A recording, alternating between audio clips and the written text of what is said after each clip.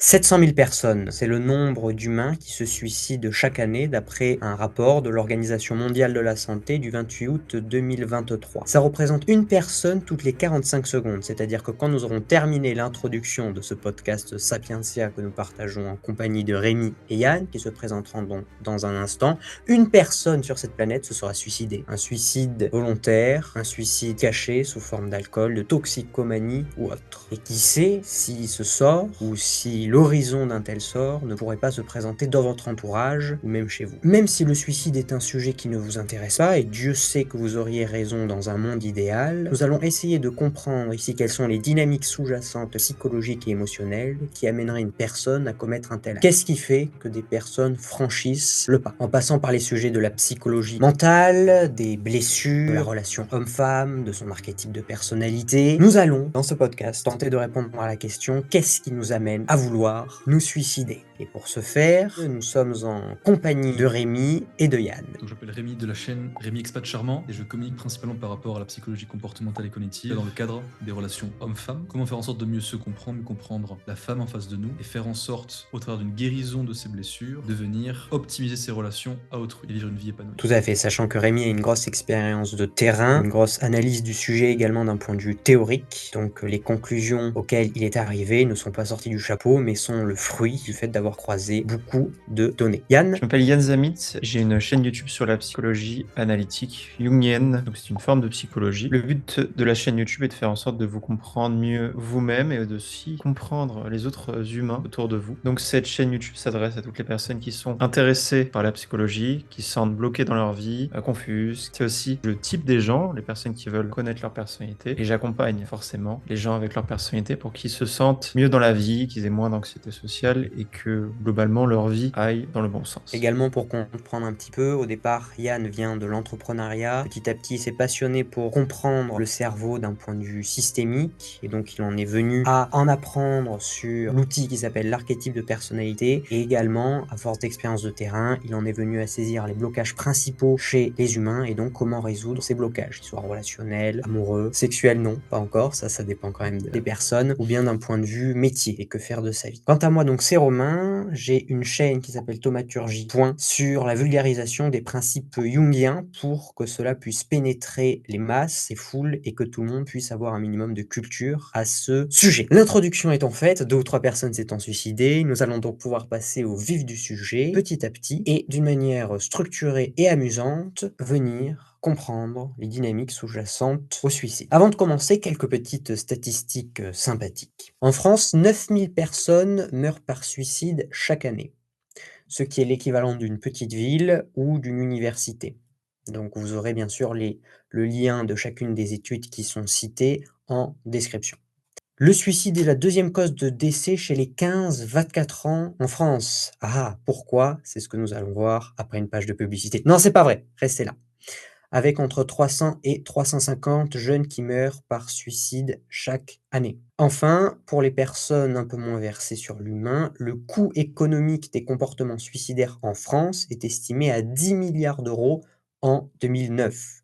Donc même si en soi, on s'en fout qu'une personne que l'on ne connaît ni d'Ève ni d'Adam s'est suicidée quelque part, il y a des conséquences qui peuvent nous affecter. Le suicide, et très certainement, en tout cas, nous allons pouvoir, peut-être débattre de cette notion au fur et à mesure de ce podcast, liée au style de vie que les personnes vont avoir. Ainsi, apparaissent à l'écran un des industries, des villes modernes, un peu la caricature de notre société moderne, avec donc Paris, légèrement polluée, ou une ville, également polluée avec des usines. Messieurs, que vous évoquent de prime abord ces captures dans le marbre de nos sociétés occidentales actuelles? Peut-être Rémi, si tu veux commencer? Je dirais ASICS. Un esprit sain dans un corps sain. Le corps étant affecté par la pollution, comment peut-on espérer être en bonne santé mentale alors que nous vivons, encore une fois, dans des villes, dans des lieux, peu importe, où il y a une pollution atmosphérique ambiante et où justement on est censé se protéger en portant des masques, mais on ne le fait pas.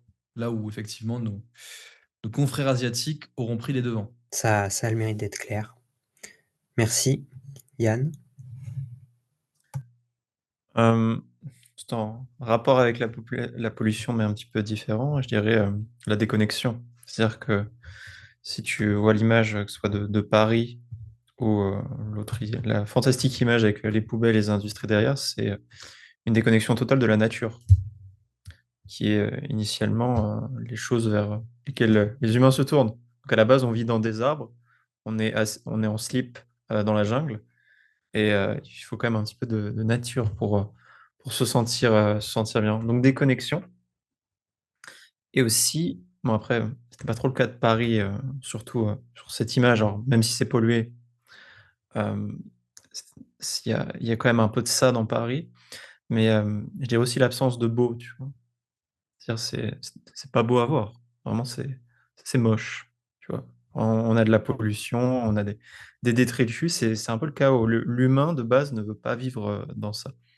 Et il y a plein d'études qui ont été faites sur le fait de vivre dans de beaux endroits. Et quand tu vis dans un bel endroit, tu te sens bien. Quand tu vis dans un endroit, et notamment, c'est pas trop le cas de Paris, évidemment, c'est pas le bon exemple, mais dans une ville moche, comme la majorité des gens qui vont regarder cette vidéo, bah, tu te sens pas bien, en fait. Les banlieues, entre autres, cité, cité dortoir. Très bien. Donc, c'est-à-dire que là, on a un constat tellement évident qu'on ne le fait même plus. C'est-à-dire que le monde de base dans lequel on vit, c'est un monde avec une certaine pollution qui engendre des dégâts sur la santé physique et donc mentale des individus, ainsi que par le manque de beau et le manque de nature, une déconnexion aux racines et donc aux sources qui pourraient nous rendre ancrés, solides vis-à-vis de l'adversité. Donc ça, c'est le postulat de base, là d'où nous partons. L'environnement jouant une place prépondérante dans la santé psychique d'un individu, on peut petit à petit se rendre compte des conséquences qu'elles auront à ronger le dit individu jusqu'à le pousser à certaines réflexions, à certaines actions. Quid des relations que l'on va pouvoir développer dans ce genre d'environnement?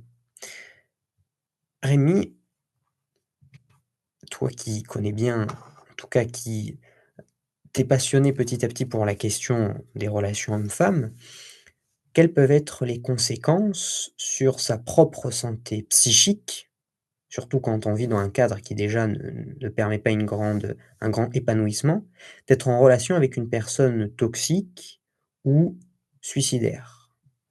La mort psychique. Effectivement, on risque de compromettre sa santé mentale, c'est un fait, simplement parce que, et même si on se base sur des choses très simples, hein, c'est-à-dire nous sommes la somme des cinq personnes que nous côtoyons sur une base quotidienne, ou en tout cas le plus régulièrement. Ça implique effectivement que si dans notre entourage très proche, on a des personnes qui sont toxiques, alors qu'on le veuille ou pas, on sera progressivement corrompu, effectivement. Euh, et ça, c'est valable dans la grande majorité des cas. Il y a de très rares exceptions, bien sûr, mais qui viennent en fait juste confirmer la règle. Donc, ce qu'on pourrait observer, et je parle parce que j'ai vécu dans ce cas-là, en côtoyant de très près une personne suicidaire, je dois préciser que ça a tendance à rendre dépressif, déprimé, dépressif, et à faire des choses qu'on ne ferait pas habituellement, des choses que des dépressifs font. Voilà. Euh, et ce que je Comme peux manger beaucoup observer, de Nutella. on s'en tiendra à ça, oui, exactement. D'ailleurs, enfin, juste petite parenthèse, t'as vu ton comportement alimentaire modifié ou pas? Oui, je mangeais moins. Je mangeais moins. Là où, quand justement j'étais. Alors, j'étais quand même en contact avec cette jeune dame pendant un certain temps, qui était notamment le temps du confinement, euh, où là, c'était particulier. Donc là, justement, je me sentais bien parce que j'avais un espace, etc., pour évoluer. Je n'étais pas constamment présent avec elle. Et après, plus tard, ça a été un petit peu différent, effectivement, moins manger. Euh, Tendance à consommer plus d'alcool aussi, des choses comme ça. Relativement désagréable, en tout cas. Et c'est vrai qu'entendre assez régulièrement parler de suicide, c'est pas joyeux. Pas joyeux. Donc oui. Et le problème, c'est que chacun alimente la toxicité de l'autre aussi. Tant qu'on n'est pas guéri, en tout cas. Ça en reviendra plus tard. Mais... donc toutes ces choses en soi créent justement ce que nous sommes, viennent nous conditionner à nous sentir mal. Et parce qu'on se sent mal, on va venir renforcer ce qu'on appellera une boucle de feedback négative qui va nous faire progressivement considérer de plus en plus les choses, situations, ça veut dire du quotidien, etc., comme négatives. C'est-à-dire que là où, exemple très concret, je fais tomber mon appareil électronique ici présent, mon téléphone, par terre. Ouf. Si jamais je suis donc de bonne constitution, je me sens bien, je dors bien, je mange bien, je fais du sport. Bon, il est tombé, je regarde, même s'il est cassé, bon, ok, ça arrive. Si je le fais tomber en étant justement dans un environnement toxique ou si je suis moi-même conditionné par la toxicité, c'est la fin du monde. Même s'il n'a rien, oh mais pourquoi j'ai fait ça? Je suis vraiment qu'une merde, quelle horreur, ça va être quoi la prochaine étape? Je vais recasser une assiette, c'est pas possible. Et c'est renforcer un conditionnement donc opérant, ça veut dire en fait, on va avoir de plus en plus de triggers négatifs qui vont se renforcer mutuellement et faire qu'on va avoir des réactions de plus en plus négatives à des éléments qui de base sont neutres, basiques, rien de bien ou mal. Donc ça nous mène à des choses qui sont quand même relativement déplaisantes. Voilà. Toujours l'influence de l'environnement qui amène à nous maintenir dans un cadre au lieu d'essayer de s'en sortir. Yann, tu aurais quelque chose à rajouter par rapport à ça? Ouais, plusieurs points. Déjà, tu vois, on parle du sujet du suicide, grand sujet, et j'ai pensé à ça la dernière fois. Je me dis, qu'est-ce qui amène au suicide à la base? Et c'est un peu de ce que parlait Rémi. C'est un comportement négatif et notamment un comportement dépressif. On parle du suicide, on dit, ok, le suicide c'est loin, bon, j'ai pas envie de me suicider, ou je connais pas de gens directement qui ont envie de se suicider, mais des personnes qui ont des comportements dépressifs, tout de suite, on est sur peut-être un x10 ou x20 en termes de personnes qui ont ce type de comportement et qui peuvent l'avoir dans notre vie. Et la chose que j'aimerais bien parler, c'est que Rémi disait qu'on était la moyenne des 5 personnes qu'on côtoie le plus souvent, ce qui est très vrai. Et ce qui est encore plus vrai pour certaines personnalités, parce qu'en ce moment, je suis en train de coacher des gens qui sont dans différents environnements sociaux, également qui ont différentes personnalités. Donc, il va y avoir certaines personnalités comme par exemple euh, les ENFJ qui sont très extravertis, qui sont très sensibles au groupe et comment sont le groupe. Donc on appelle ça les Juste, mentors. Vas-y Romain, ouais. si tu veux. Ouais, non, mais c'est toute petite parenthèse, si tu peux préciser ENFJ rapidement à quoi ça correspond, les deux fonctions Énergie, héros. quelqu'un d'extrêmement extraverti qui est très sur les émotions des autres, très critique vis-à-vis de sa valeur personnelle, direct dans sa communication. C'est les professeurs de théâtre, voilà, qui sont très extravertis, qui vont donner des bonnes émotions, qui sont un petit peu chaotiques. Ça, c'est les ENFJ. Donc, par exemple, Merci. cette personnalité est extrêmement sensible, encore plus que les autres personnalités, à l'environnement extérieur. Et donc, si un ENFJ, un mentor, ce qui représente quand même 4% de la population, est confronté à des personnes très négatives, il va être fortement influencé par ça. C'est-à-dire au niveau de ses comportements. Et donc ça, c'est ce qu'on appelle du mirroring, c'est-à-dire qu'on va faire en miroir, en fait, ce que font les autres personnes. Et je travaille aussi également avec une autre personne, donc là, une ISFJ, donc beaucoup plus introvertie, mais toujours l'aspect social, très informatif. C'est un archétype qui représente quand même 8% de la population et qui est... vas-y, Romain. ISFJ, défenseur, exemple, Mère Teresa. Mère Teresa, la fille super sympathique avec les autres, qui est très extravertie et qui va faire en sorte que les autres se sentent bien autour d'elle, quitte à sacrifier et à se sacrifier elle-même. Mais qui répond pas à tes messages. Ça dépend de l'ISFJ en question, je n'irai pas jusqu'à dire ça. Mais bon, pour arriver au point que cet archétype de personnalité ne va pas simplement faire du mirroring, donc faire appliquer les comportements des autres en miroir, elle va faire une mimique, c'est-à-dire qu'elle va les appliquer et si ce type d'individu, et c'est le cas, c'est pour une personne que je suis en train de coacher, a été en contact beaucoup trop longtemps avec des individus négatifs, ce comportement va s'ancrer profondément en elle, même si la personne qui est négative est partie. Et ça, c'est ce qui correspond à 8 de la population. Donc 8 de la population extrêmement sensible à ça. Donc c'est le sujet de la dépression et de faire attention aux gens avec qui vous êtes au quotidien. C'est ce qui peut faire la différence entre avoir une bonne vie, cool, et avoir une vie horrible. Donc faites vraiment attention à ça. Ok, très intéressant. Donc l'aspect global de l'environnement, entre autres quand on est en relation, et après précisément en fonction de son archétype, le mirroring va prendre différentes formes. D'ailleurs, Donc la solution, oui, j'avais un petit ajout à faire aussi d'une dynamique très spécifique qu'on observe souvent quand même dans ce genre de couple toxique avec un des partenaires qui est suicidaire. C'est la dynamique très classique sauveur-victime. Un qui se positionne en sauveur et l'autre en victime, ou des fois, dans de rares cas, tyran-victime. Mais c'est vrai que ce qu'on observe quand même plus, c'est qu'en fait, le duo tyran-victime aura été précédemment dans la vie de la victime, qui va dans une deuxième relation amoureuse se positionner en victime avec un sauveur, une sauveuse, peu importe. Et là, cette dynamique un petit peu de pensée suicidaire et grosse dépression va beaucoup plus surgir. Parce que, et ça je précise, avec la polarité du tyran, ben, la menace, on pourrait dire, du suicide ne fonctionne pas. Parce que le tyran s'en fiche. Le tyran tyrannise. Là où le sauveur va être grandement affecté justement par le fait que la victime qu'il essaie de sauver cherche à se suicider, disons, ou alors se suiciderait si il ne restait pas. Donc on est sous la menace, là, sur ce qu'on appelle du chantage émotionnel. Voilà. très intéressant. Et donc pour pouvoir sortir d'un tel méandre, il faudrait déjà commencer par identifier et venir guérir ses blessures. Rapidement, comme c'est un sujet que tu abordes quand même pas mal sur ta chaîne, donc si les gens voudront en savoir plus, ils pourront directement aller sur ta chaîne, Rémi.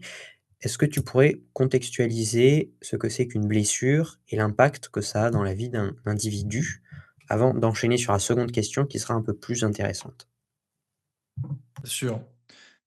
Théorisé entre autres par Lise Bourbeau, justement, les blessures de l'âme, blessures émotionnelles, blessures d'enfance, dans différentes appellations, qui sont au nombre de 5 principalement, telles qu'elles sont considérées en tout cas dans la théorie psychologique actuelle de nos jours.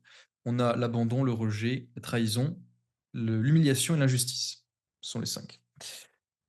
Et donc, ces blessures qui interviennent quand on est encore enfant, généralement dans la tendre enfance, c'est-à-dire qu'on va considérer ça dans les 0 à 7 ans habituellement, rarement après, parfois 7 à 10.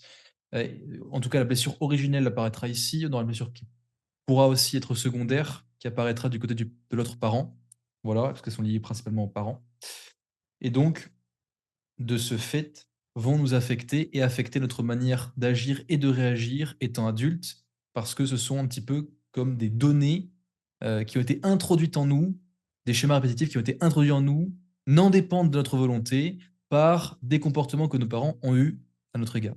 Ce qui fait que par la suite, on va avoir tendance à réagir de manière similaire à des situations que notre cerveau considérera comme similaires étant adulte. Donc, pour donner un exemple concret, et je m'attendrai à ça, si vous voulez en savoir plus, n'hésitez pas à consulter d'autres vidéos à ce propos qu'on aura pu faire donc, sur d'autres podcasts, bien sûr. Mais dans le cadre, par exemple, d'une blessure d'abandon, ça peut être une blessure d'abandon, par exemple, donc de généralement de parents opposés. Donc si c'est le fils avec la mère, si c'est la fille avec le père, à ce moment-là, ça sera un sentiment d'un petit peu d'inutilité ou de ne pas être sûr de sa valeur, des choses comme ça, qui va apparaître, qui va pouvoir placer la personne justement sous forme de victime, à chercher du réconfort chez l'autre et avoir notamment un style d'attachement qui va être anxieux.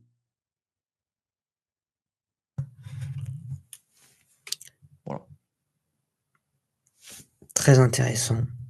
C'est quand même quelque chose qui se démocratise de plus en plus. Voilà, les blessures, alors pas encore forcément les styles d'attachement, mais les blessures, le fait de guérir l'enfant intérieur, tout ça, il y a pas mal de vidéos, de contenus sur le sujet.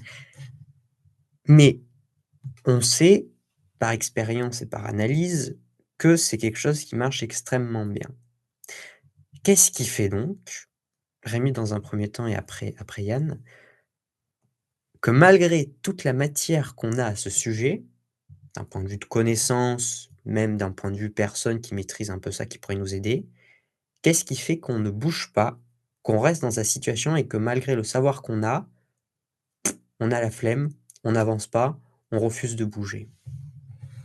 En tout cas, qu'est-ce qui pourrait faire que qu'on a une telle chose, un tel comportement?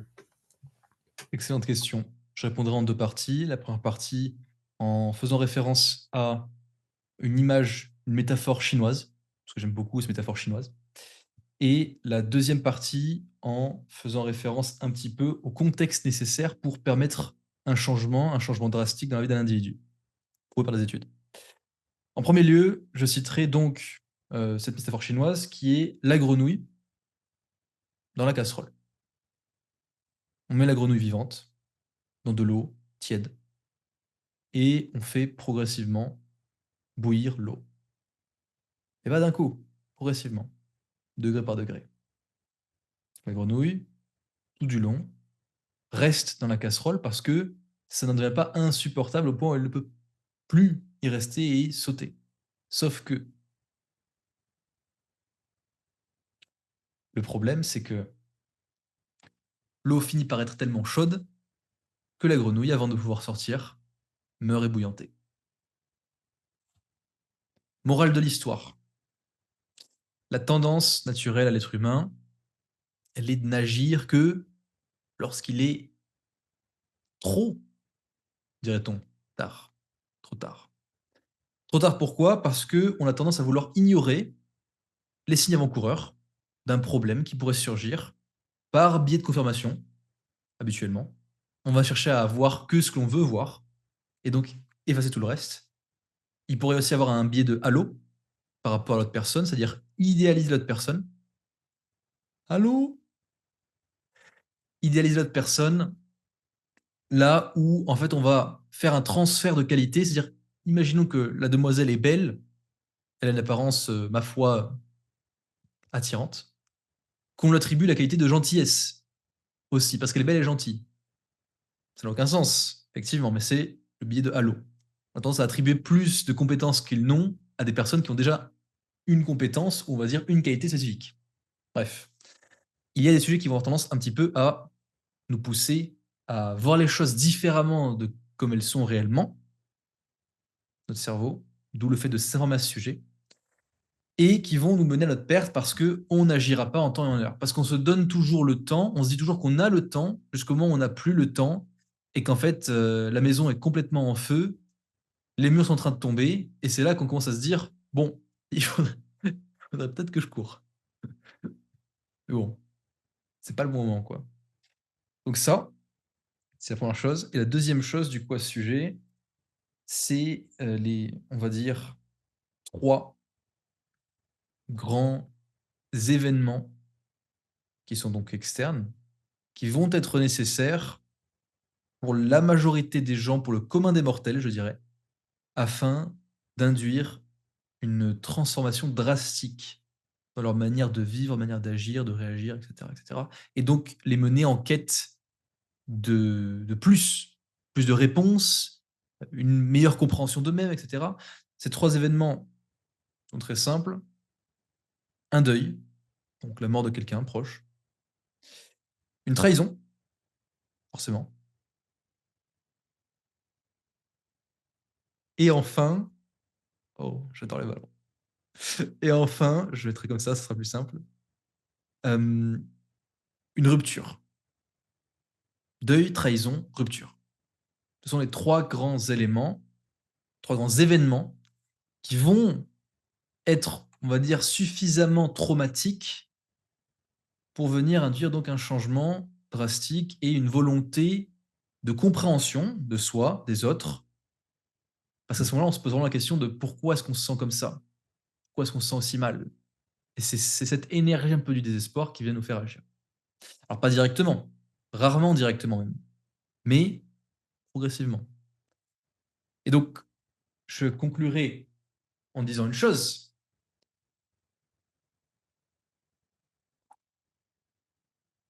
Il est peut-être dommage, ou peut-être pas, tout dépend du point de vue, que de savoir que l'énorme majorité des personnes ont besoin d'un élément extérieur pour avancer. Elles ont besoin en fait d'un coup de bâton.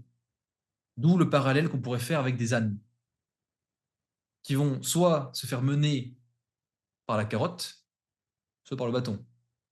Et dans les deux cas, une chose est sûre, c'est qu'on se laisse diriger par des choses qui sont extérieures à nous. Donc à ce moment-là, est-ce qu'on peut réellement dire que l'on vit notre propre vie?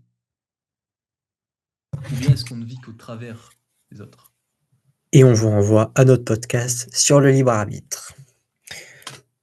Très intéressant, très intéressant. Yann, avant de te laisser répondre ce que tu as à nous partager, je ferai juste deux petites parenthèses. Quand on parle de biais cognitif, à force d'entendre ce terme de partout, la puissance de ce qui est rattaché à ça se perd un petit peu. Un biais cognitif, c'est avant tout un raccourci que prend notre cerveau pour prendre une situation, un raccourci que quand il prend, qui libère des molécules et des émotions nous faisant nous sentir bien et qui lui demanderait énormément d'énergie à ne pas être pris. Donc c'est-à-dire que c'est une réelle importance, une réelle influence et que c'est l'une des clés qui explique la manière dont fonctionnent tous les humains et auquel il faut apporter une réelle attention. Et c'est pas juste parce qu'on connaît un biais qu'on n'en tombe plus jamais. Au contraire, c'est à partir de ce moment-là qu'on se rend compte qu'on tombe dedans, mais on y tombe quand même.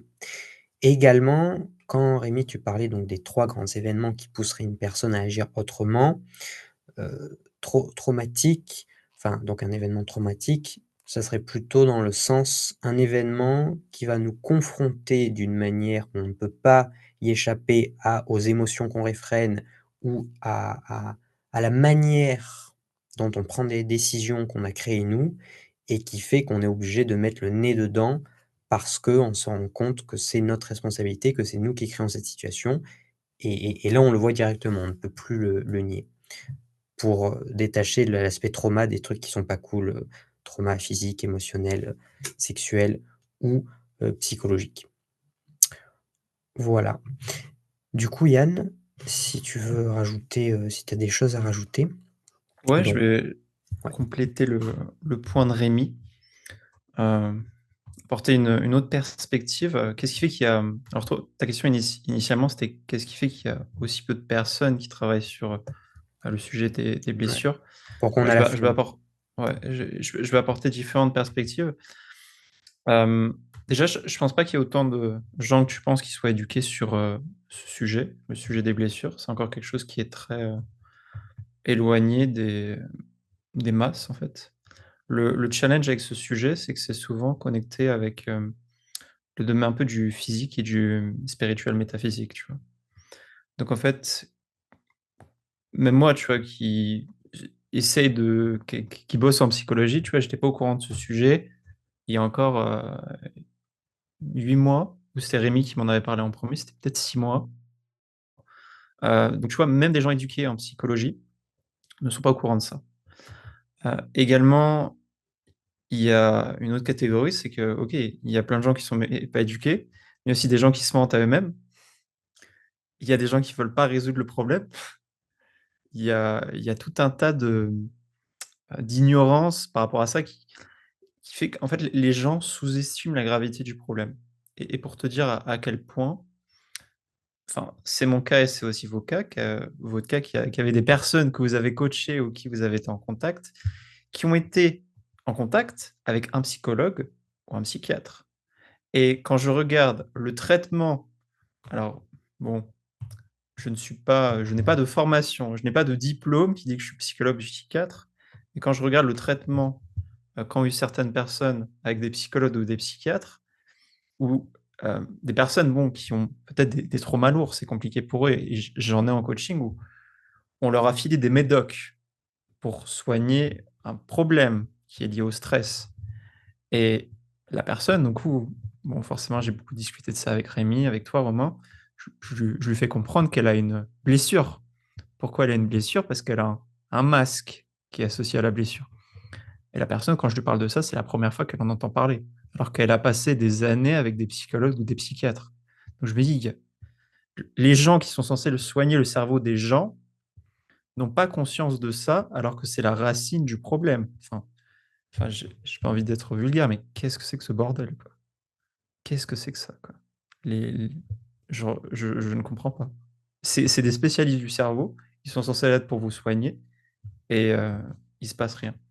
Peut-être le problème est dû au fait que ces personnes sont payées à l'heure aussi, pas payées pour un résultat, comme on avait parlé de ça dans un précédent podcast. Je sais qu'il y a des psychiatres et des psychologues excellents qui vont regarder ce podcast, mais la majorité, des gens de ces professions sont seulement bons pour soigner des traumas très lourds, je pense. Donc, schizophrénie ou des trucs vraiment lourds. Mais tout ce qui est, des choses un peu subtiles qui vont régner la psyché de la majorité des individus, comme les blessures, je pense qu'il y a un manque de compétences là-dessus. Ok, donc c'est simplement, c'est entre autres un manque de compétences, de se voiler à soi-même. Dans tous les cas, autant de petites choses qui nous amèneraient au final à tirer son arme à gauche volontairement. Très bien, très bien. Est-ce Merci est-ce pour... que Oui. je t'en prie, Romain, est-ce que Rémi, tu veux ajouter des choses? Oui, mais ça va faire dresser les poils du dos aux gens. Donc j'ai un peu peur. Non, plus sérieusement, oui, enfin c'est. J'ai envie de dire, et là j'ai envie de de drop une bombe. Est-ce que ce serait pas une forme d'obsolescence programmée? Je vais expliquer mon propos. Est-ce que ce serait pas une manière, je dirais, parce que en fait ça me paraît quand même assez fou que ce genre de d'information ne soit pas donc enseigné, je dirais, dans les universités, etc., qui forment les psychologues de demain, psychologues, psychiatres, peu importe. Donc, il faut en fait faire ses propres recherches pour pouvoir trouver ça. Très bien. Le système aussi sur lequel on se base est un système, comme on l'a vu, qui opère sur une donc, pay per hour, paye à l'heure, ce qui nous emmène pas donc à... En fait, ça sécurise à la fois les psychologues, effectivement, par rapport à leur travail, mais et aussi parce que c'est aussi la responsabilité des patients que d'agir, mais il y a d'autres manières de sécuriser le fait que les patients agissent. Donc, bon. Euh, et si justement on n'avait pas à cœur la santé du grand public, la santé mentale du grand public, et si on avait à cœur plutôt le fait que de venir les mettre sous antidépresseurs et les garder donc sous contrôle émotionnel, c'est-à-dire ni des émotions trop fortes, ni des émotions trop faibles, enfin, ou disons, ni des trop hauts, ni des trop bas, donc pas trop content, pas trop triste, pour pouvoir plus facilement les influencer. C'est une réflexion.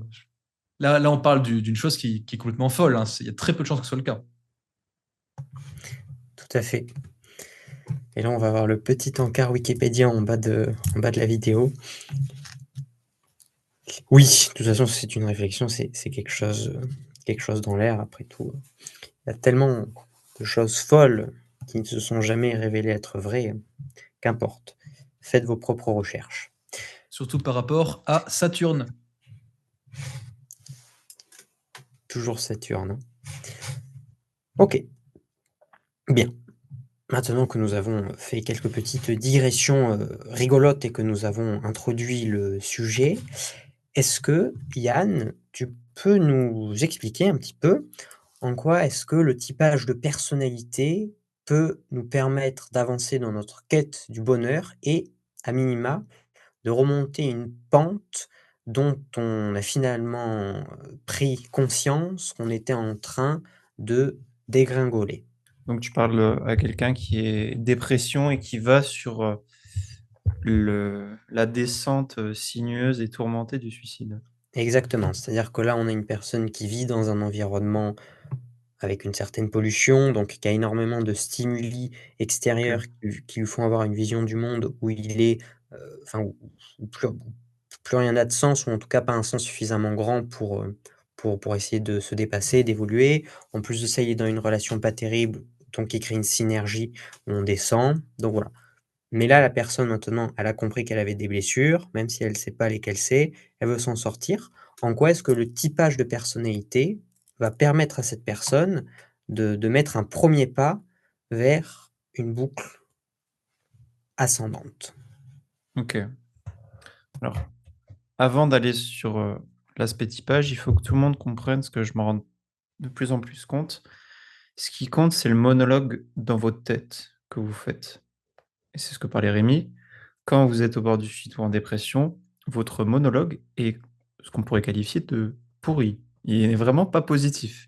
Quand vous êtes au top, bah, votre monologue interne, vous êtes les rois du monde, c'est génial, vous sentez que vous avancez. Donc, en parlant de cet avancement, le principe même de tout ce qui est les états dépressifs suicidaires, c'est un manque d'avancement. C'est-à-dire les gens sont bloqués, ils ne voient plus aucune porte de sortie. Quand on arrive à ce stade, c'est pas par magie, ça vient de plusieurs choses, donc des fonctions cognitives associées. Premièrement, un manque de vision sur son futur. Le futur est très pessimiste, donc ce qui peut correspondre à une fonction qu'on appelle NI, c'est l'intuition introvertie, qui est différente chez la plupart des individus. Également, le fait d'être extrêmement sujet à ses peurs et à d'autres fonctions cognitives. Vous avez plusieurs fonctions cognitives dans votre cerveau, mais pour simplifier, vous avez tous une zone de peur, une zone d'anxiété, une zone où vous êtes très critique vis-à-vis de vous-même. Ce que je remarque, vas-y Romain, Toute petite parenthèse, si tu peux préciser ce que tu entends par fonction cognitive? bien sûr. Les fonctions cognitives, vous en avez 8. Ça inclut la fonction qui est liée au feeling, donc les sentiments, que ce soit les vôtres ou ceux des autres. L'intuition, c'est soit la vision de votre futur ou la vision de futur du monde en général. La pensée, donc la logique, la pensée des autres. Et pour finir, les sensations, ce qui régit la fonction sexuelle, donc c'est soit recevoir des sensations ou donner des sensations. Vous avez tous ces 8 fonctions dans votre cerveau, sauf qu'elles sont placées à différents endroits. Vous avez différentes forces, différentes faiblesses, suivant l'archétype de personnalité, suivant votre personnalité. C'est pour ça que les gens sont différents, parce qu'en fait, vos fonctions sont placées à différents endroits. Donc ça, c'est les fonctions. Et il y a également des placements. Il y a des fonctions que vous avez en peur, d'autres en fonction némésis, ce qui est lié à l'anxiété, et enfin, des fonctions critiques. Donc, le fait de connaître votre archétype de personnalité, ça va vous permettre de savoir précisément où sont ces emplacements. Et une fois que vous savez où elles sont, ça va faire en sorte que vous puissiez les traiter. Parce que si vous ne connaissez pas votre cerveau, vous ne pouvez pas le traiter. Je vous donne un exemple simple. Euh, J'aide des gens qui sont très isolés socialement. Et par exemple, une personne qui est très introvertie. Donc, l'archétype, c'est ISTJ. Donc, c'est une personne qui est introvertie, qui a peur de ce qui peut se passer, quelles conséquences négatives il peut avoir si je fais telle action sociale, d'ici le sortir de chez moi, aller parler à quelqu'un. Et cette personne a tellement peur de ça qu'en fait, elle n'a pas d'activité sociale, concrètement. Et donc ça, à long terme, sur des personnes, bah, ça peut mener les gens à la dépression, voire au suicide, en fait. Donc en fait, c'est vous rendre compte de vos peurs, éviter l'isolement social, je dirais que c'est les choses les plus importantes. Et faire vraiment attention à ce satané monologue interne dans votre tête qui fait en sorte que vous critiquez tout le monde et que vous êtes extrêmement négatif. Voilà, c'est vraiment un point principal sur ça, le monologue que vous avez dans votre tête. OK. C'est-à-dire qu'en connaissant son propre archétype de personnalité, on va comprendre son cerveau et donc quelles sont nos peurs et notre anxiété. Chacun va avoir donc des peurs et des anxiétés différentes et donc l'impact que ça va avoir sur notre monologue interne, sans qu'on s'en rende compte, donc pour pouvoir le guérir et pour pouvoir le modifier. Toi, Rémi, est-ce que tu aurais quelque chose, à Et rajouter? juste Ouais, pardon. avant juste de faire le lien avec Rémi, la chose que je peux dire, c'est que de ce que j'ai remarqué, plus les blessures, donc ce que disait Rémi, trahison, rejet, abandon, humiliation, injustice sont fortes, plus la puissance de ces biais négatifs sera forte. C'est-à-dire plus quelqu'un a une blessure, sur les 5 blessures de l'âme, puissantes, plus en fait elle sera bloquée. Et tout ce qui est lié à la peur qui vous prend en tripes, l'anxiété que vous ressentez ou la critique que vous avez de vous-même sera élevée. Il faut bien que les gens se rendent compte de ça. Il y a vraiment un lien fondamental entre les blessures et à quel point ces choses-là seront importantes. Donc c'est pas de la magie, c'est un truc qui existe et ça mène des gens au suicide, en fait, et à être dépressif. Donc c'est super important. Je te laisse parler, Rémi. Oui, ouais, donc tu as dit beaucoup de choses intéressantes. Très intéressantes. La présence du monologue interne. J'aurais juste une chose à dire à ça. Déjà, une petite recommandation jetée comme ça, comme une bouteille jetée à la mer. Une des meilleures manières, vraiment sans équivoque, qui a été prouvée mais de maintes et maintes reprises, de neutraliser ce monologue interne négatif, c'est super simple. Ça s'appelle la méditation. Chose révolutionnaire, effectivement, j'en conviens. Peut-être quelque chose où vous n'avez jamais entendu parler de votre vie, c'est possible. Si c'est le cas, je ne sais pas si vous vivez dans une grotte, ça ne s'étonnerait pas. Quoi qu'il en soit, la méditation a été prouvée avec une pratique régulière, idéalement entre 15 et 30 minutes par jour, vous permet, sous 20 à 45 jours, de neutraliser votre monologue interne. Extrêmement puissant. Mais pour ça, il faut bien sûr être discipliné. On y reviendra ensuite. Pour le tout. Très bien. Merci beaucoup. Nous arrivons à un stade de notre podcast où nous avons quand même déblatéré sur certains sujets, donné de l'expérience, donné de la matière première. Si vous voulez en savoir plus, bien entendu, vous pouvez rejoindre nos canaux Telegram respectifs, vous abonner à nos chaînes YouTube respectives ou nous envoyer un email à l'adresse mail donc, qui sera en description. Maintenant, nous allons passer dans une autre dimension en abordant des choses encore un peu plus subtiles, complexes. Donc si vous ne vous sentez pas de pouvoir passer ce niveau, aucun souci, vous pourrez y revenir plus tard. Mais sachez que maintenant, il va falloir davantage s'accrocher. J'estime donc que les vaillants et les fiers sont restés. Nous allons donc pouvoir continuer. À ce stade-là, nous avons identifié nos blessures, nous nous sommes rendus compte que nous vivons dans un environnement toxique, nous connaissons peut-être très probablement notre archétype de personnalité, si ce n'est pas le cas, je vous enjoins à vous rapprocher de Yann. Donc nos biais, mais malgré tous ces nouveaux outils, les épreuves restent à vaincre. Car tant que les épreuves ne seront pas vaincues, rien ne pourra se transformer, évoluer dans votre vie. La première épreuve, ce sera le partenaire, le ou la partenaire, ou les partenaires. On va quand même se concentrer sur un. Rémi, on a déjà un petit peu abordé ça tout à l'heure. Comment est-ce que l'influence extérieure pouvait venir nous challenger? Qu'est-ce que tu recommanderais à une personne pour qui souhaite évoluer, pour se sortir de l'influence psychologique et émotionnelle de son ou de sa partenaire? Alors, déjà, j'aimerais faire part d'une théorie prévalente en psychologie, qui est la théorie de régulation dyadique des émotions. Est-ce que ça vous évoque quelque chose ou pas, ça? Pas du tout. Non. Ok. C'est une théorie qui dit que, c'est très simple, les partenaires vont affecter mutuellement, ou vont s'affecter mutuellement dans leur manière de réguler leurs émotions et donc dans leur capacité à gérer le stress. Très simple. Ce qui veut dire que s'il y a un des partenaires qui est bel et bien dépressif et suicidaire, ça va affecter drastiquement la capacité de l'autre partenaire à gérer le stress. Ça, c'est une théorie et quand je l'ai entendue, quand je l'ai comprise, ça a directement fait sens pour moi parce que je l'ai vécu. Parce que de base, je suis quelqu'un qui a un très très haut niveau de résistance au stress. Je gère bien mon stress. Et au travers de cette relation, effectivement, c'était beaucoup plus compliqué. Je me sentais sujet à des euh, moments de colère, des fois extrêmement noirs, alors que de base, ça n'arriverait jamais. Cette parenthèse. Pour dire que le partenaire, la partenaire influence énormément, mais d'une manière en fait dont on n'a même pas idée notre inconscient.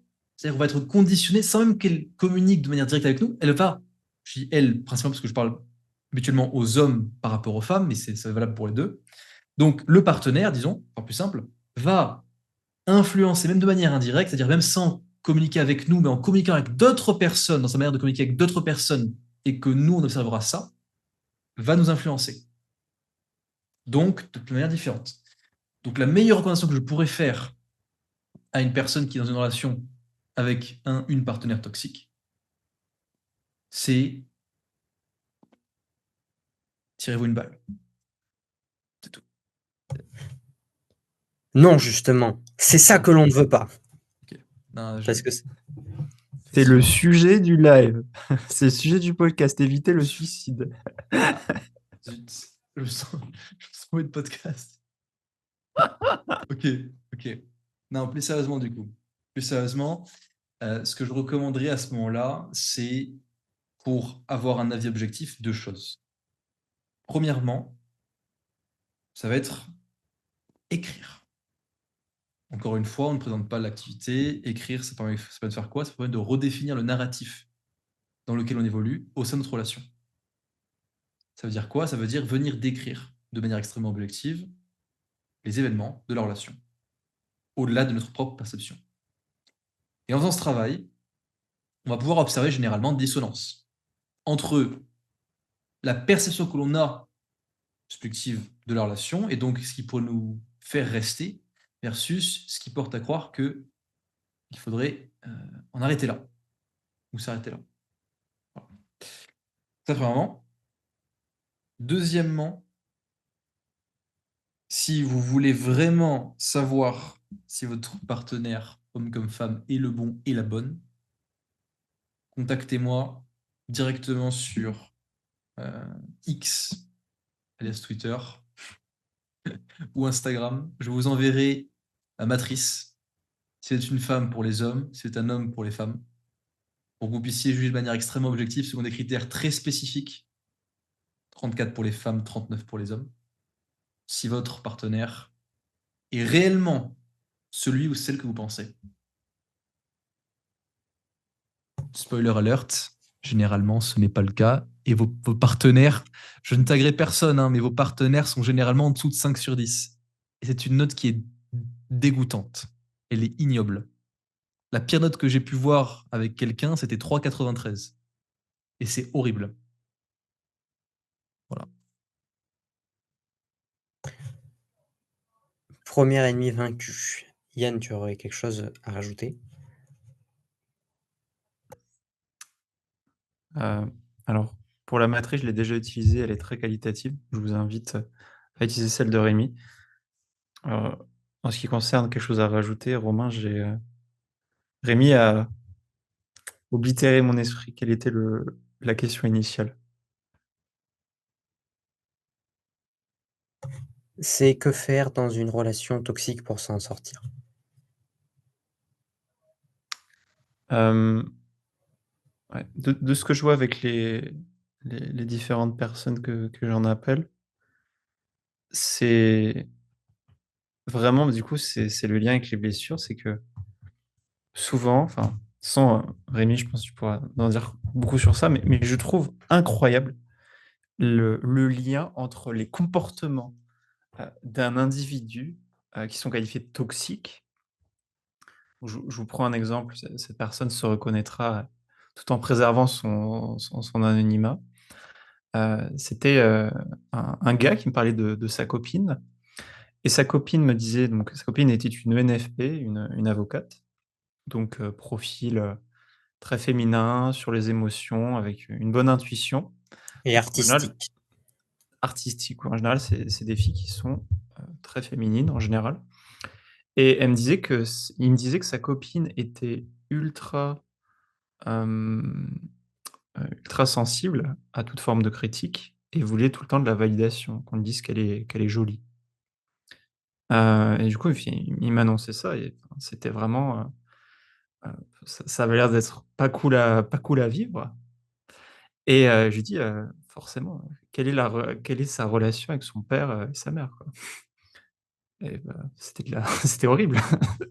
La relation était, voilà, je vais pas donner de détails pour pas trop qu'on sache de qui je parle et pour préserver l'anonymat, mais ouais, la relation était horrible. La relation de cette fille avec ses parents, était catastrophique. Il y a un lien, causal, vraiment, mais c'est encore plus puissant que les archétypes entre, comportement toxique et vraiment problème avec les parents, quoi.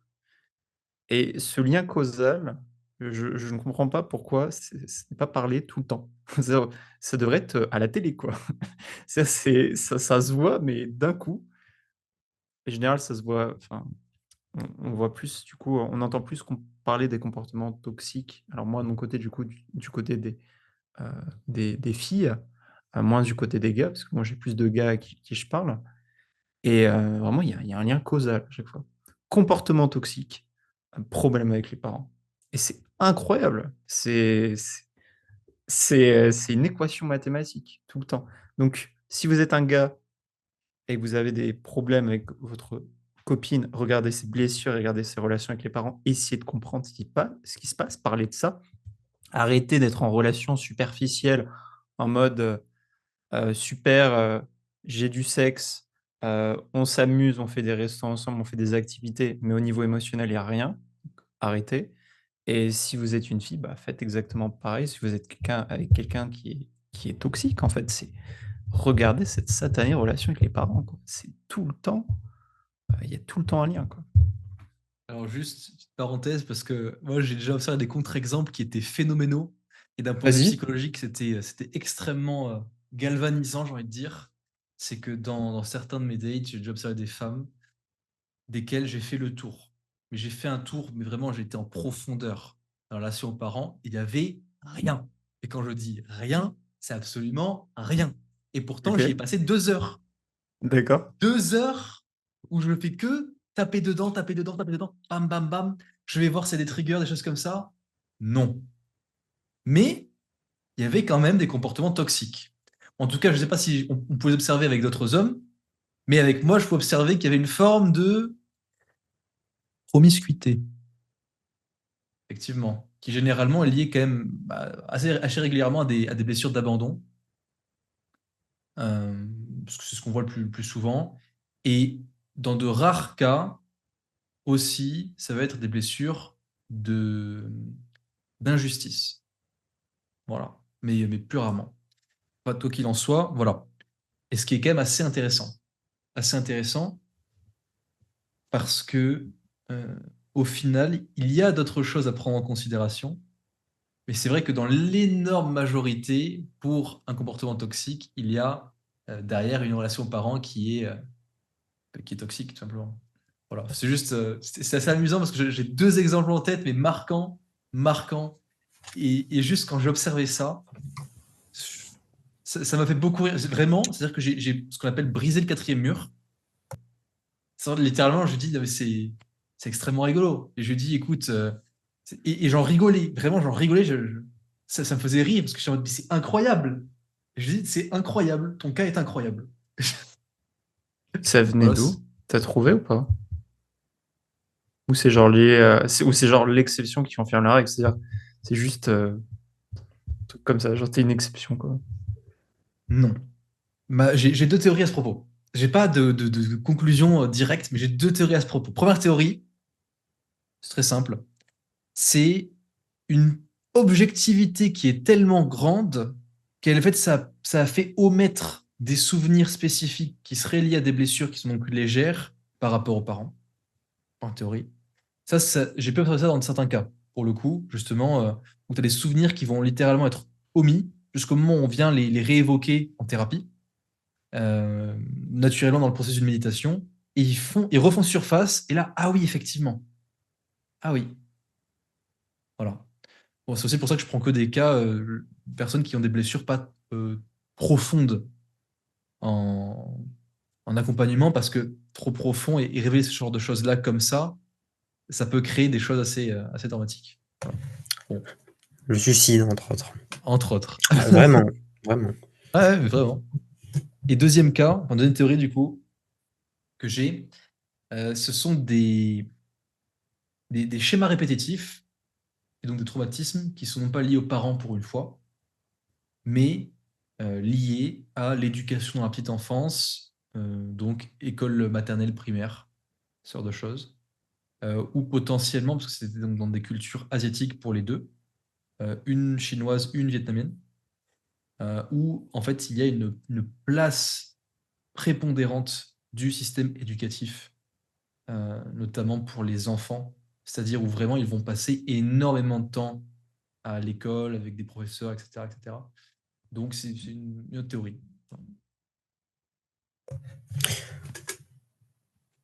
Sachant que quand on parle de la paire, du père ou de la mère, on parle surtout de l'archétype que l'on va projeter sur la dite personne et enfin et entre guillemets, une personne peut avoir plusieurs pères ou plusieurs mères, avec entre autres son père et sa mère biologique qui peuvent être complètement OK, mais d'autres pères ou d'autres mères qui ont eu un gros impact.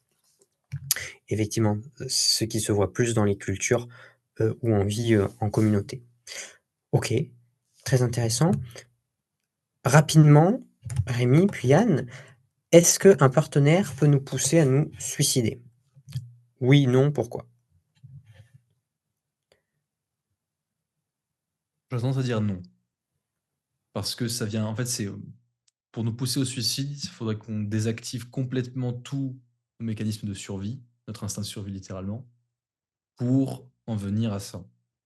Donc se pousser, quand tu dis nous pousser, ça veut dire en mode nous inciter à nous suicider ou alors C'est-à-dire que indirectement? alors non, enfin, directement, ça paraît peut-être quand même un peu gros, mais Ouais. indirectement plutôt. C'est-à-dire que la Ah. pression est telle que on peut nous amener à voilà, à passer à l'acte. Dans le cadre d'une relation amoureuse, Ouais, mmh, enfin amoureuse. À ce stade-là, je sais pas trop si c'est amoureux, mais en tout cas, C'était le but au début. en tout cas, j'ai vraiment entendu parler que de très peu de cas ainsi. Ce que j'ai pu plus observer, en fait, c'est ça. Ça va plus se faire sous forme de snap et de violence, mais à un niveau ultime. C'est-à-dire, en fait, c'est plus dirigé vers l'autre, s'il y a la pression qui est mise par l'autre. Ce que j'ai pu observer, par contre, c'est voilà, c'est des pratiques assez folles en mode pourchasser l'autre avec un couteau. Ça, j'ai déjà entendu. Ah ouais, oui. C'est pas. J'en ai une autre aussi, une folle. Ouah, enregistrer une sextape avec un des meilleurs amis de son gars pour se venger. Des choses comme ça. Un truc un peu. Voilà. Autre, là on rentre un petit peu, je sais pas si je peux en parler ici. C'est un peu challengeant. ça sera disponible sur ton canal Telegram, sur un canal Telegram. Couper des doigts. Oh. Non, mais là, c'est la mafia, là. Oui, c'est Oui, ça. ouais. Ouais. Ah. Mais le mec ou la meuf est resté avec? Non, non. Et c'était d'ailleurs, Compréhensible. c'était après la rupture. Ça, c'était. OK. Oui. Bon, très bien. Du coup, on viendrait plutôt observer, non pas des compor enfin, du coup, des comportements, qui amèneraient à saper l'estime de l'autre, voire, voire des membres physiques et que ça serait plutôt que le suicide serait plutôt la conséquence de, de ce manque d'estime que directement du sapage. OK. Oui. Est-ce que Yann, tu as un truc, à dire à propos de ça?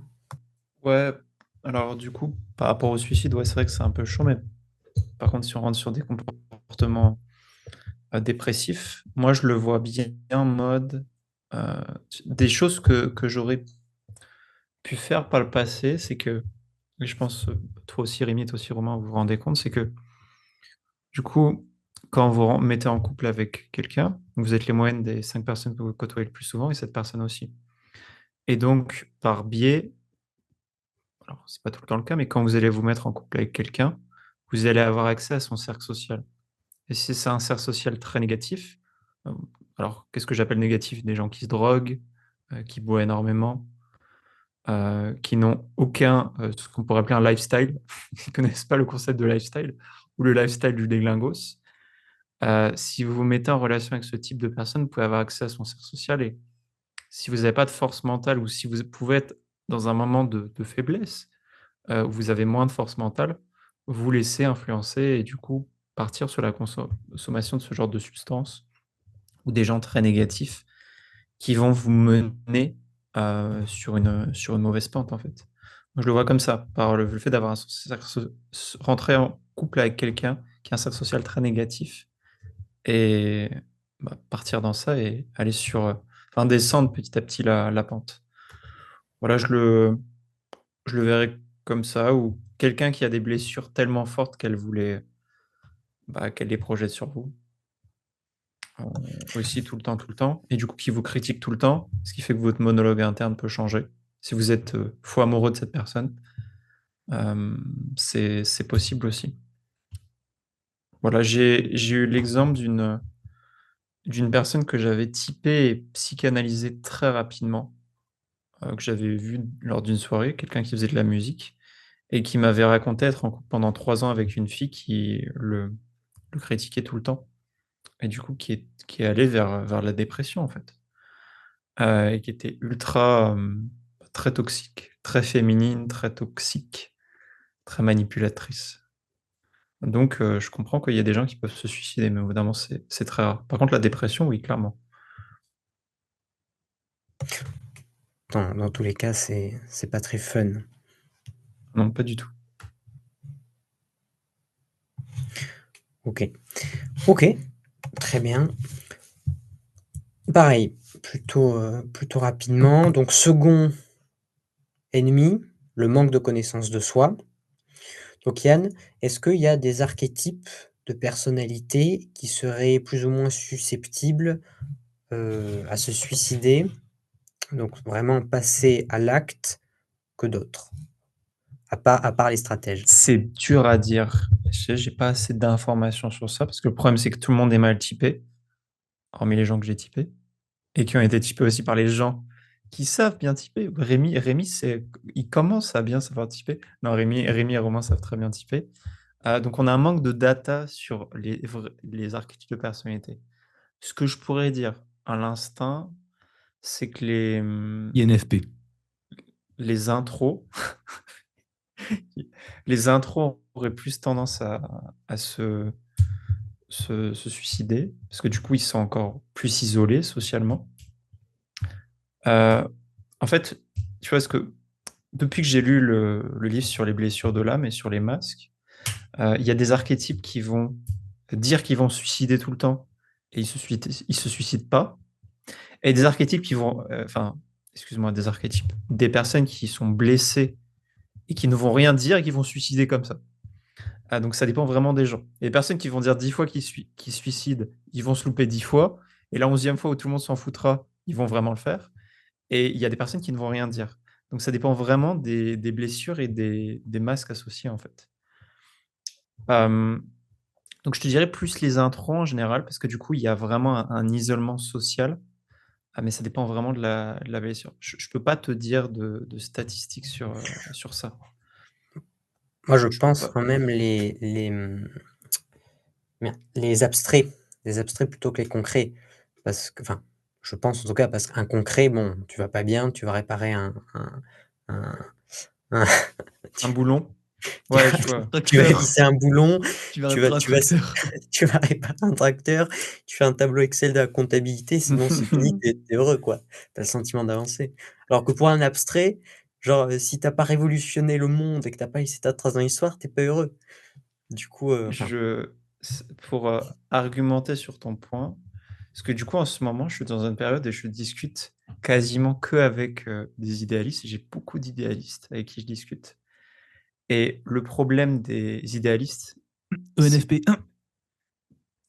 et de certains archétypes associés, c'est que alors c'est pas que pour les ENFP, je dirais que c'est pour les ENLJ, les ENFP, les INFP, c'est-à-dire 3 des alors, 4 idéalistes. juste précise très rapidement, Les l'engagement codé. idéalistes Oui, bien sûr. Les idéalistes, c'est des personnes qui sont extrêmement attachées à la connexion humaine, au fait de changer la société. Donc soit il y a des archétypes comme les ENFP, les INFP qui vont écrire le changement social, faire la propagande de ce changement social.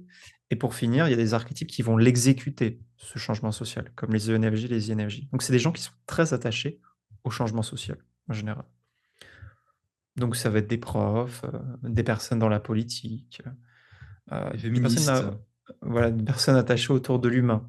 Exactement, Rémi.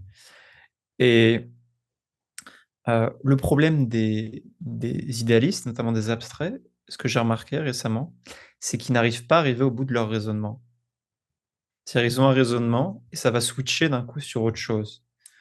Et du coup, si tu as un mal-être profond, et que tu fais partie de ces personnalités, donc j'ai dit ENFJ, ENFP, INFP, tu as du mal à arriver au bout de ton raisonnement et tu tournes en rond. Et s'il n'y a personne pour t'aider, du style quelqu'un de très concret qui dit là tu fais n'importe quoi, fais ça, ils peuvent rester bloqués et je pense que ça peut mener à du suicide.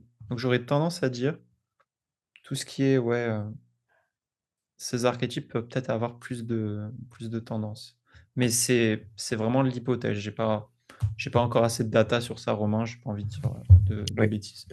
de bêtises. Dans tous les cas, si vous êtes abstrait, faites des trucs concrets pour équilibrer votre cerveau et inversement, si vous êtes concret, faites des choses abstraites. Ok, Rémi, tu aurais quelque chose à rajouter par rapport à ça? Tout à l'heure, tu parlais subrepticement des guérisseurs. Toute connaissance de cause, il y a des types qui sont plus faibles que d'autres, psychologiquement. En fait, à l'échelle de la société, parce que justement, ils ne sont pas compris. Ça, donc je pense que la référence par rapport aux abstraits, effectivement, est très pertinente. J'aurais dit INFP parce que j'ai pu observer un petit peu différents types d'INFP, effectivement. Ce sont des types où les blessures, leurs blessures émotionnelles vont les affecter tout particulièrement. Et ça, on pourrait associer notamment au fait qu'elles ont un FI héros. FI, qui est la fonction feeling interne, en héros, donc la position la plus élevée, très connectée à leur ressenti. Juste, Yann? Oui, et il y a c'est vrai que c'est quelque chose que alors du coup, par rapport au suicide même, j'ai pas pu le remarquer, tu vois? Parce que bon, les personnes qui se sont suicidées ne sont plus là pour en témoigner.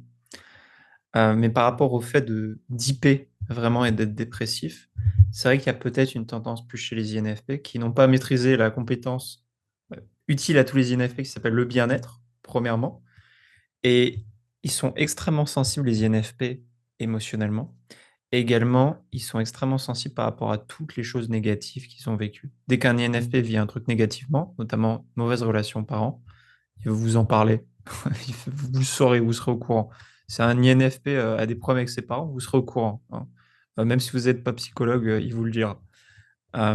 Donc ouais, c'est vrai que chez les INFP, particulièrement, dû au côté abstrait, qui fait qu'ils sont un peu déconnectés de la masse des concrets, qui sont les gardiens et les artisans, qui représentent 70% de la population, qui sont des gens beaucoup plus concrets. Plus le côté très sur le feeling, c'est vrai qu'il peut avoir des tendances à la dépression un peu plus marquées, de ce que j'ai observé. Et si vous envoyez un INFP voir un psychologue ou un psychiatre, à moins que ce psychologue qu'on connaît en commun soit un INFP lui-même, ce qui fait qu'il peut vous comprendre.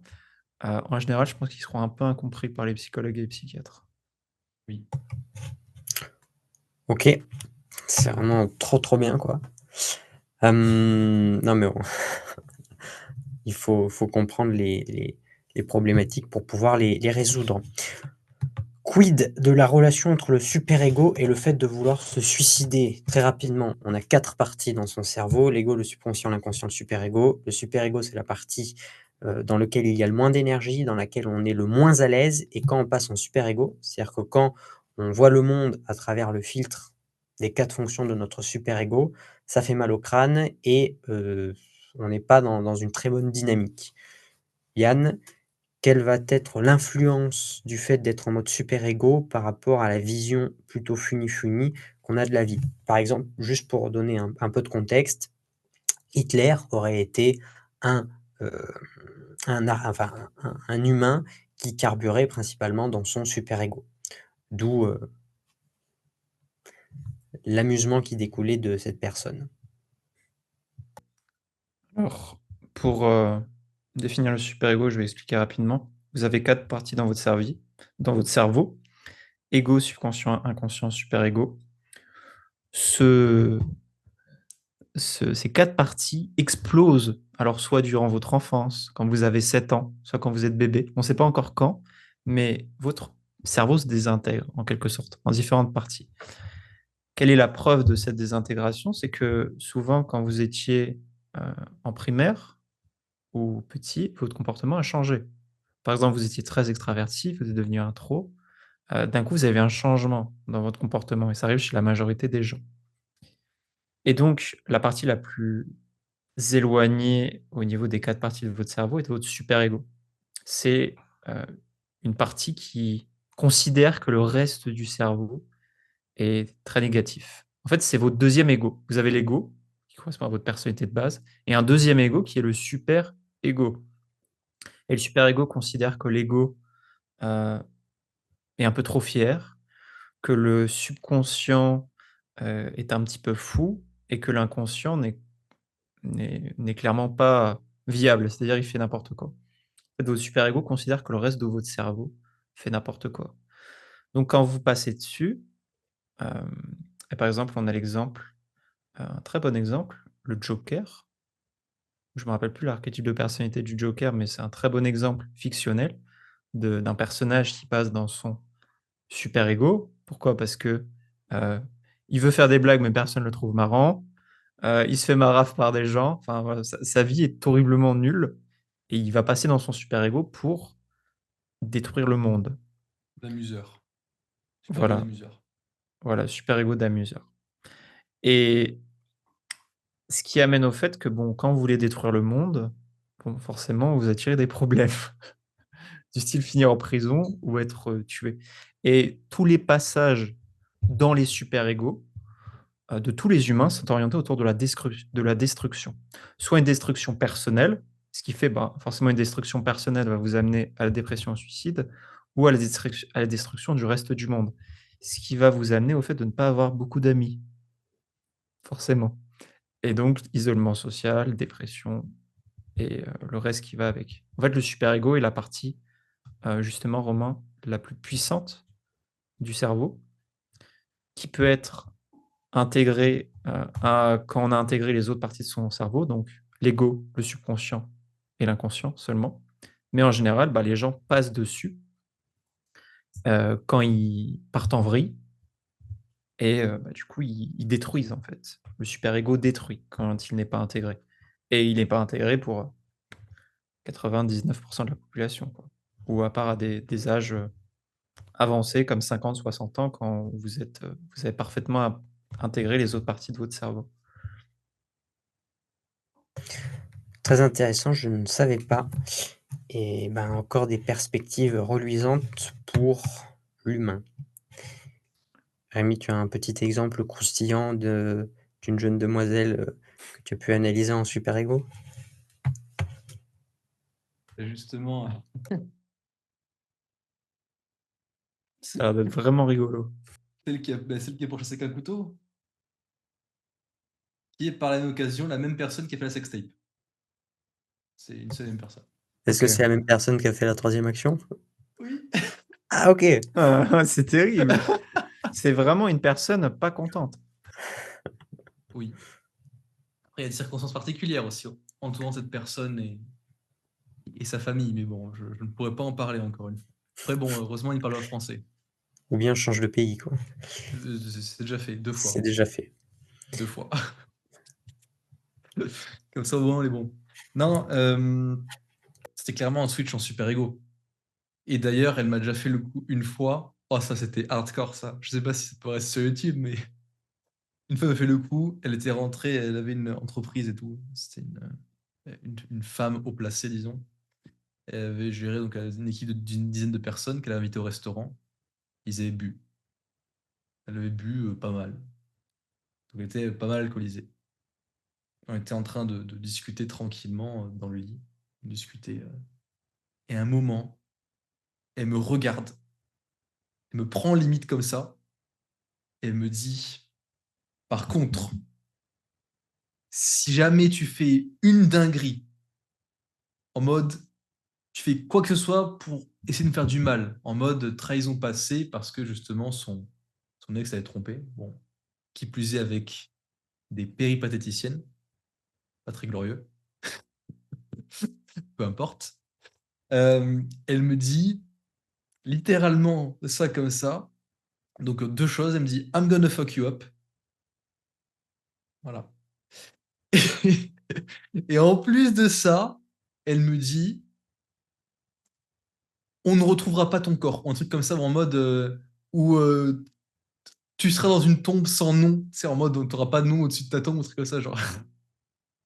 J'étais en mode, yes. Bah, écoute, avec plaisir. Je dis, franchement, si tu veux, c'est un plaisir. Après, ça sera encore une question de toi et ta psychose qui fait effet, quoi. Bon, Le mec qui se décourage jamais. Non, mais tu sais, la problématique restera en toi dans tous les cas. c'est ça. C'est toi la cause du problème, hein. Moi, je vais bien. Moi, je vais bien dans ma vie. Tu crées ta réalité. Au final, je Si suis tu veux, on toujours peut en en vie. parler. Je suis toujours en vie, donc ça va. Ça se passe Ça bien. va. Ok. Mais oui, super ego vénère. Ah oui, oui. Yann, dernière question par rapport aux archétypes. Rapidement, quelle Yes. est l'influence de sa fonction parent, de la fonction parent d'un archétype sur la maturité et la santé psychique globale de l'individu? Yes. Alors, la fonction parent est la deuxième fonction cognitive du cerveau humain.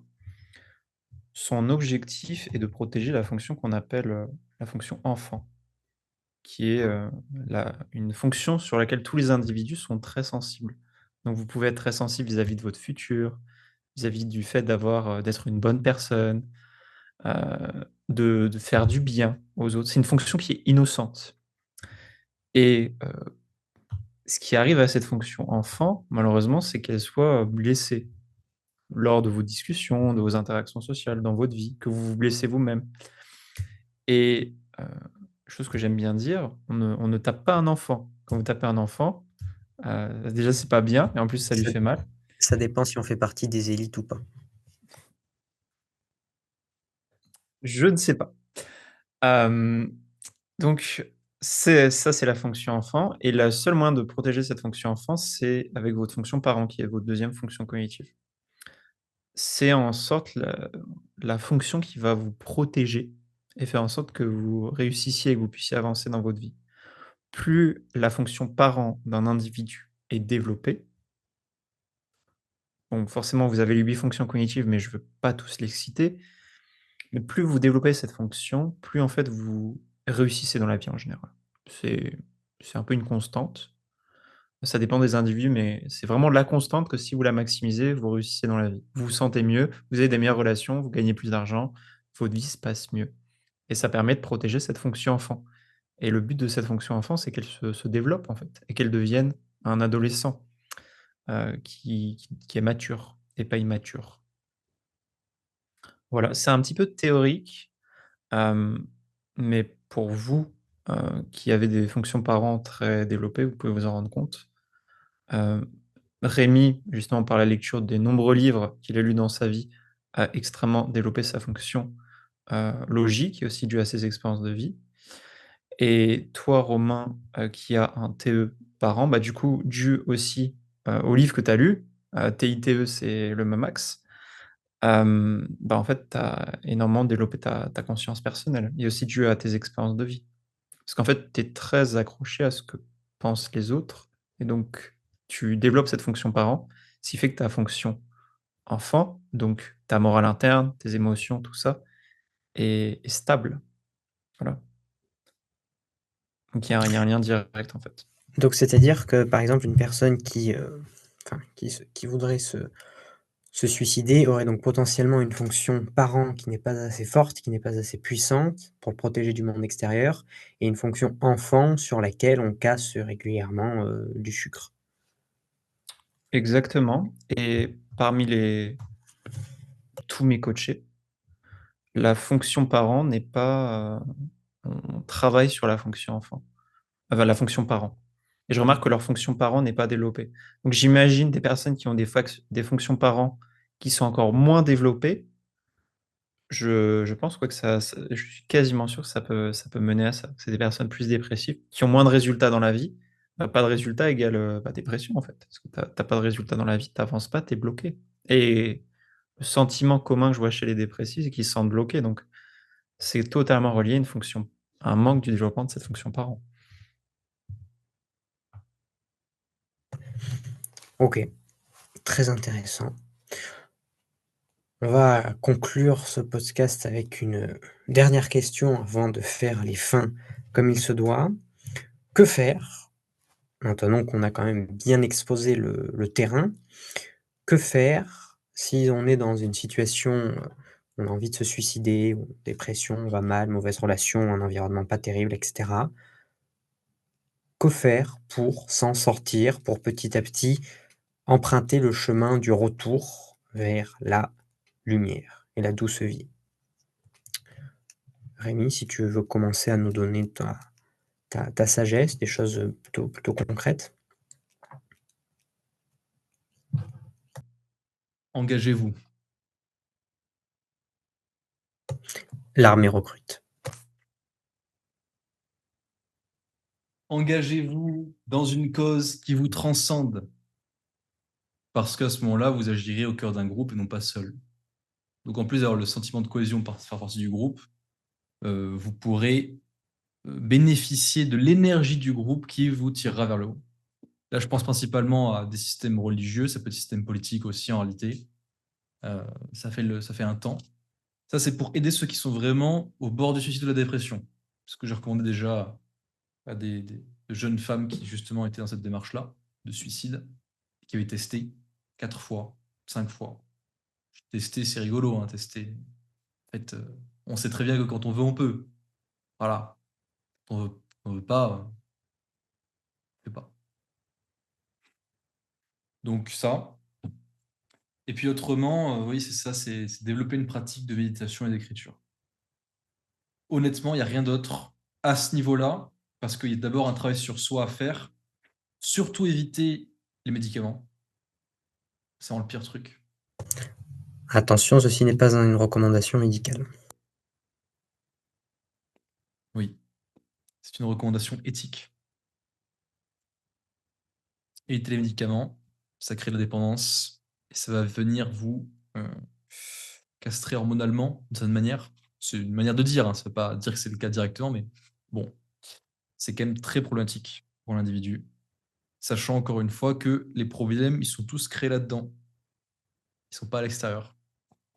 Donc si ce n'est l'environnement, bien sûr, si c'est l'environnement. Voilà ce que j'aurais à dire. Très, très pertinent. Les problèmes sont là-dedans, oui, mais aussi là-dedans. Yann, si tu as des choses à nous partager? Ouais, un petit peu, la checklist de comment ne pas se suicider. Alors, qu'est-ce qu'on a dedans? Hem, ce que je pourrais dire aux gens, c'est que, alors bon, évidemment, c'est pas une, recommandation, je n'ai pas de... Voilà, personne ne m'a donné un diplôme, donc je vais donner les conseils que je donne à mes coachés et que aussi les, ce que j'ai pu voir avec les gens qui sont proches de ces états dépressifs, voire au bord du suicide. Et déjà, Romain, tu m'as déjà envoyé des gens comme ça une fois, qui était ouais, quelqu'un qui était très dépressif. Le point commun que je vois entre vous, bah, du coup, je vais parler de vous, des gens qui veulent, qui sont très dépressifs au bord du suicide, où c'est très compliqué, c'est vraiment bah, du coup cette sensation d'être bloqué concrètement. Et vous avez, en fait, c'est comme si euh, autour de vous, pour parler de sujets et de choses positives, vous mettiez des espèces de mines à détonation ultra sensible pour que personne ne vienne vous aider. C'est-à-dire que plus une personne se plonge vers la dépression et un état très profond de tristesse, plus elle va faire n'importe quoi pour pas se sentir aidée. C'est-à-dire que j'ai envoyé des messages bah, à quelqu'un qui était, parce que je limite lui parler directement, à quelqu'un qui était au bord de ça, en état dépressif. Cette personne ne veut pas se sentir aidée. Enfin, elle répond pas. Donc en fait, automatiquement, vous êtes dans un état tellement profond que vous voulez que quelqu'un vienne vous chercher par la peau des fesses chez vous pour vous dire quoi faire et avancer. Limite, c'est ça. Mais personne va le faire. Et c'est un truc que je dis à mes coachés, bon, c'est un peu dur à entendre. J'espère que personne va passer à l'acte en disant ça, mais les gens s'en foutent de vous. Et tout le monde s'en fout de moi aussi. Les gens s'en fichent de Rémi, on se fiche de Romain, à part deux trois personnes dans notre vie. Oui, Rémi. Ah mon Dieu, c'est terrible. C'est la majorité de la population ne s'en fiche de vous, en fait. Et donc, ce qu'il faut faire pour qu'on s'intéresse à vous, c'est vous allez vers quelqu'un, vous essayez de chercher des solutions et d'avancer. Mais étape par étape. Et un très bon exercice, c'est la remise en question et donc d'écrire son monologue interne, le poser sur papier et d'observer une amélioration au fil du temps. Donc, ce que je peux vous dire, c'est écrire, parler.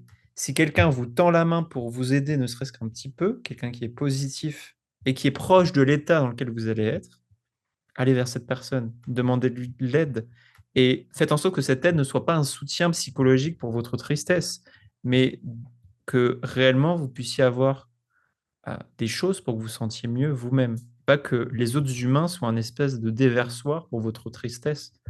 Les gens s'en fichent.